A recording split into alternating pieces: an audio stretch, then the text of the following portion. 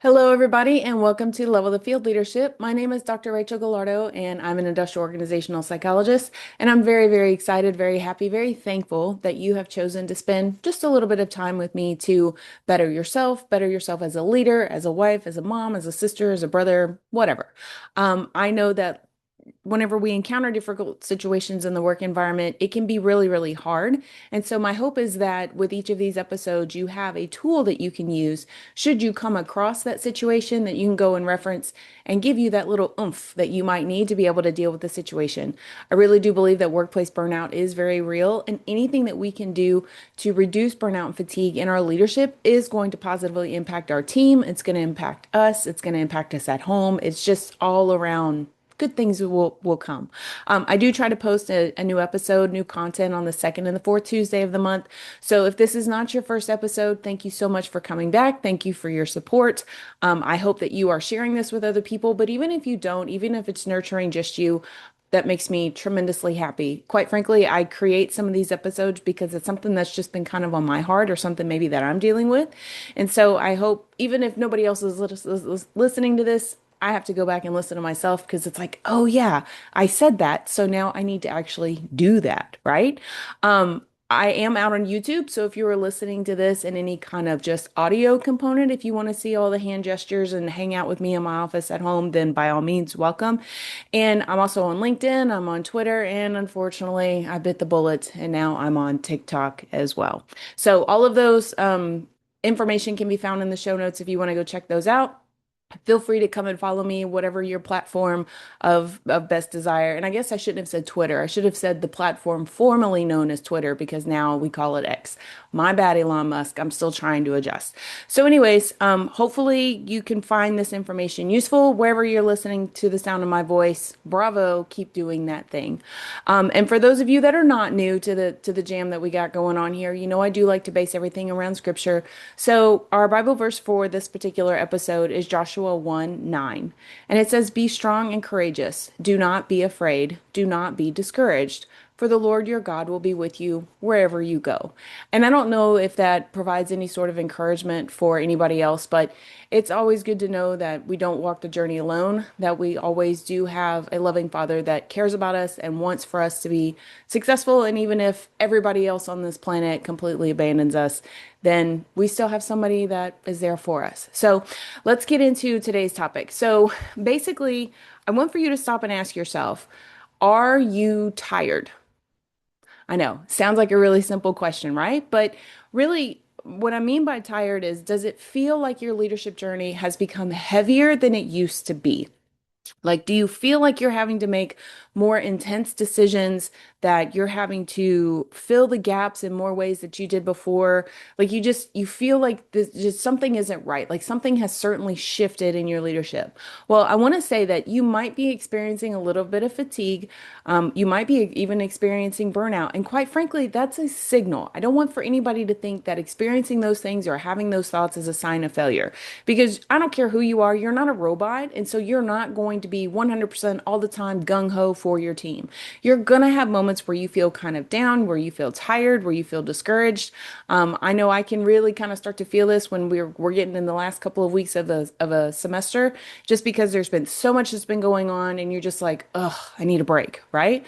But this is not a sign that you're doing anything wrong. If anything, it's just a sign that number one, you're human. So yay, welcome to being human. But then also too, it's a sign that you're in tune to who you are as a leader and you can sense when something is off. So that's always a really positive thing. So let me tell you a little bit about this idea of self-efficacy. It was actually originated by a psychologist named Albert Bandura. He's heavily, heavily involved in behavioral psychology. If you're familiar at all with the Bobo experiments, where the little kid is beating the crap out of Bobo the clown, that's him. And I mean, he did a lot of other stuff too, but that's probably the one that people, especially if you're taking like an intro psych course, that's the one we kind of gravitate to first. Come on, coffee, kick in. So when we talk about self-efficacy, the most simplest of terms is a person's belief in their ability to organize and execute actions required to manage prospective situations. What that's a lot of like very technical words, right? So basically this basically says that I have a belief in my own abilities that whatever it is that I'm facing, I can organize my resources, my abilities, my thoughts, my skills and take care of whatever situation might occur. So, the whole idea behind this is that it is very task specific. It's not a global confidence. So, this is not a rah rah, here we roar, I'm going to motivate you from an emotional standpoint. It's very much, okay, I'm facing this particular challenge, but I know that I have the ability to overcome it. Okay. And just to kind of give you a little bit of a background, Bandura actually said that there are four ways that self-efficacy is either built or damaged. So I'm going to go through those very briefly just to kind of give us a good foundation of what we're working with. So the first way that we can either build up or tear down our self-efficacy is just simply mastery experiences. So the more you do something, the better you get at it. And if you keep doing that thing and then you mess up along the way, then that's a learning experience too. I little by little, like I started making sourdough bread in January of 2025. And the first loaf I made was terrible. And then little by little, my density is getting better. I'm getting those nice holes. It's a nice coloring. I know how long things have to sit and to rise and when to feed and all of that, right? So it's just strictly experience. And so the more that I redo it, the more that I make bread and I make all of these different things with my sourdough discard, it helps me to gain those mastery experiences. So that way, if I mess up along the way and one loaf kind of doesn't turn out the way that I want for it to, I have those previous experiences. I was like, well, I was able to do this before. Something was just a little off this time. Let me try it again. Okay. The second way that we can either build up or tear down our self-efficacy is through vicarious experiences. So people seeing people like you succeed. So if you see somebody else making sourdough bread and you're like, you know what? She works, she's a wife, she's a mom, and she's able to make sourdough bread.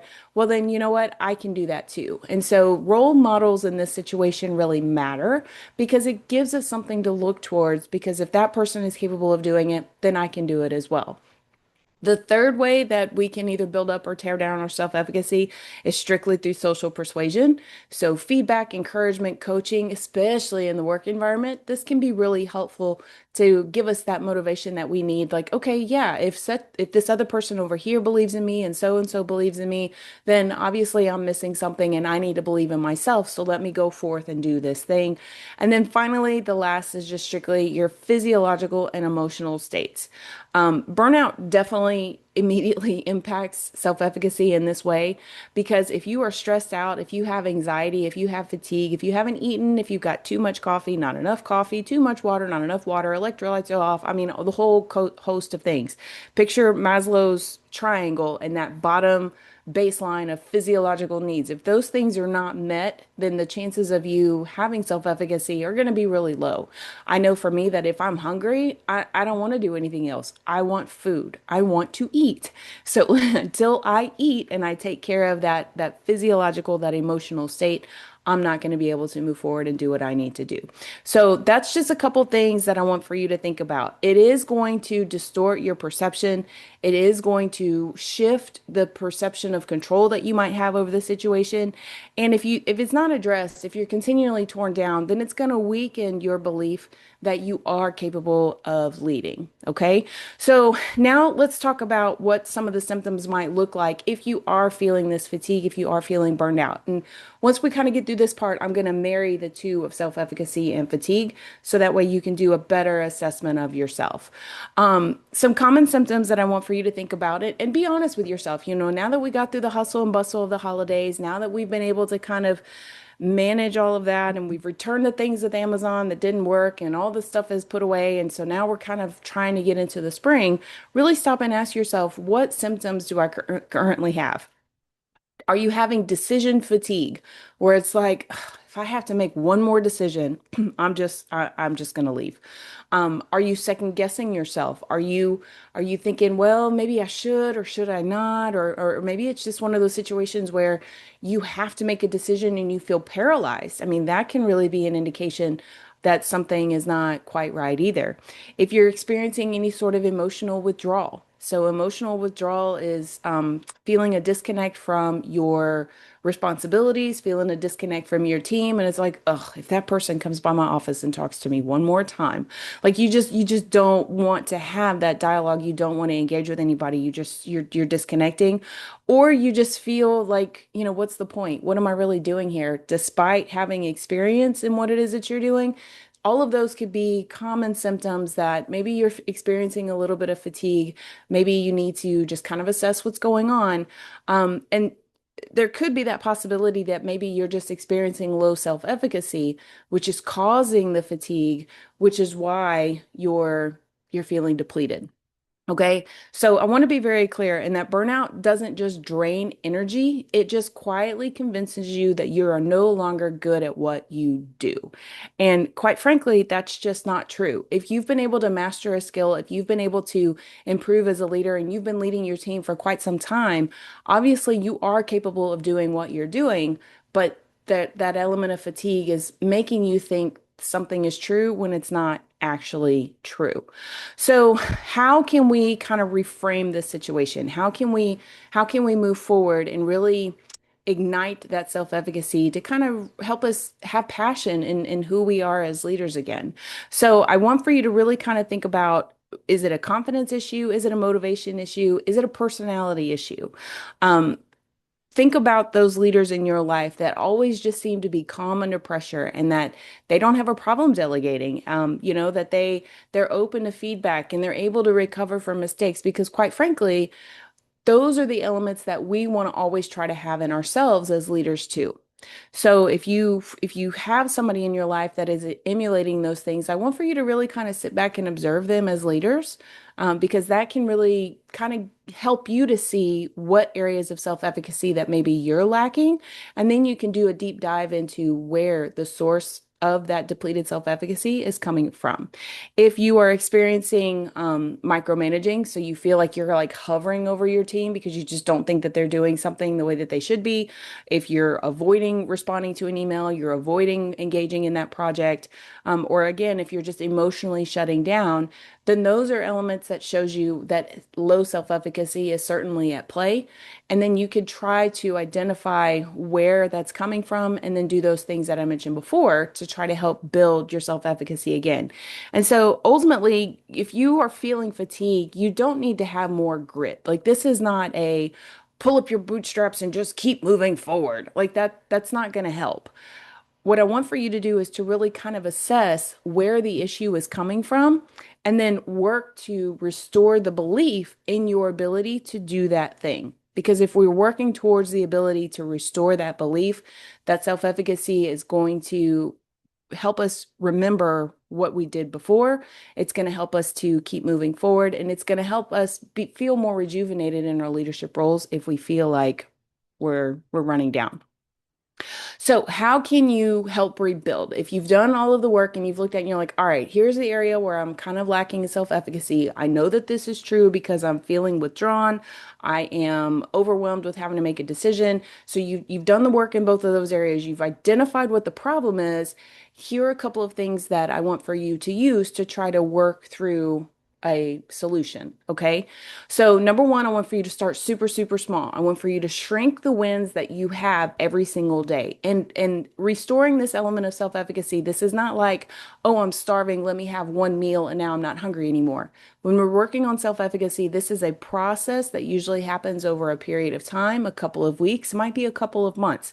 So you got to give yourself a little bit of grace. But in doing that, you've got to shrink the win. So you've got to look at the very small things that you did that day that you can build on every single day after that. So, what's the one meaningful conversation that you've been putting off that you finally face? What's the one decision that you didn't want to make that you finally made today? Did you finally complete that project? Did you finally send that email? Did you finally tell that person, "Hey, look, I'm really sorry, but I've got a lot on my plate. Can we schedule a different time for us to talk?" Like, and I know that that might seem insignificant, but trust me, all of those things that I just listed are huge. You've got to build on those small gains throughout the day and set a goal to just do one thing every single day that's going to help you feel like you accomplished something, that's going to help you feel like you've really You've really done something good for the day because even if you did one thing, you did something good. You don't have to do 50 things to be a great leader, right? One small thing a day can make a really big difference. The second thing that I want for you to do is I want for you to keep track of your success.